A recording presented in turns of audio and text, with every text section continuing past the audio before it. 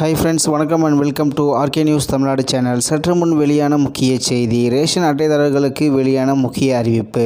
செய்தியை முழுமையாக கேட்குறதுக்கு முன்னாடி நம்ம சேனலை சப்ஸ்கிரைப் பண்ணலாம். சப்ஸ்கிரைப் பண்ணிக்கோங்க. மறக்காமல் பெல் பட்டனை கிளிக் பண்ணிக்கோங்க. அப்போ தான் நம்மளுடைய அப்டேட்டட் நியூஸ் உங்களுக்கு உடனுக்குடன் வந்து சேரும். வறுமை கோட்டுக்கு கீழ் உள்ள அனைத்து குடும்பங்களுக்கும் மத்திய அரசு அந்தியோதயா ரேஷன் கார்டு வழங்கியுள்ளது. அந்தியோதயா அன்ன யோஜனா, அதாவது AAY ரேஷன் கார்டுகள் அரசாங்கத்தால் அந்தியோதயா குடும்பங்களாக அடையாளம் காணப்பட்ட குடும்பங்களுக்கு வழங்கப்படுகின்றன. வறுமை கோட்டிற்கு கீழ் உள்ள குடும்பங்களுக்கு அந்தியோதயா ரேஷன் கார்டு வழங்கப்படுகிறது. தமிழகத்தில் மொத்தம் 18.6 லட்சம் அந்தியோதயா ரேஷன் கார்டுகளும் 95.6 லட்சம் முன்னுரிமை கார்டுகளும் உள்ளன. இந்த கார்டுகளும் மத்திய அரசு அரிசி, மாநில அரசு அரிசி என தனித்தனியாக பிரித்து ரசீது பதிவு செய்யப்படுகிறது. முன்னுரிமை மற்றும் அந்தியோதயா கார்டில் உள்ள நபர்களுக்கு 35 கிலோ அரிசி இலவசமாக வழங்குகின்றன. இதில் தற்போது வரை அந்தியோதயா கார்டுகளில் 65.47 லட்சம் பேரும், முன்னுரிமை கார்டுகளில் 2.99 கோடி பேரும் உறுப்பினர்களாக உள்ளனர். மேலும் இவர்களின் உண்மை தன்மையை சரிபார்க்க மத்திய அரசு தற்போது உத்தரவிட்டுள்ளது.